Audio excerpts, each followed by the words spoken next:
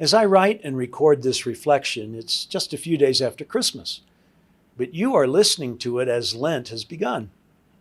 No matter when Lent begins every year, I suspect most of us feel as though Lent has snuck up on us. We're not ready yet, we protest, for 40 days of penance. But truth to tell, any time is a good time for us to begin examining our lives and considering how to change. As our first reading tries to teach, with the story of Adam and Eve in the garden, the human tendency to make bad choices has been around for a long time. We easily substitute our own selfish choices for behavior that respects others and ourselves. And those choices can lead us further and further away from God. Just look at how Eve's bad choice leads to Adam's and then to the two of them shirking the blame for their choices.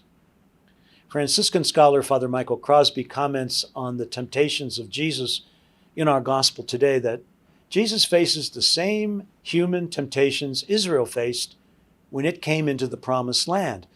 The temptation to stop depending on God and to trust only in self. We face, Father Mike writes, a similar temptation. Do we choose, quote, to make power serve one's ego?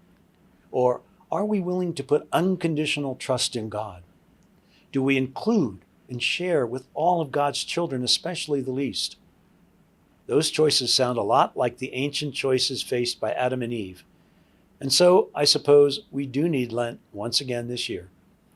In our second reading, St. Paul makes an observation that helps us understand the purpose of Lent. Paul explains how the abundance of grace leads to life through Jesus Christ. In these 40 days, we're witnessing the journey of those to be baptized in that new life at Easter. And the rest of us must walk a similar journey to renew our baptism through our Lenten prayer and penance.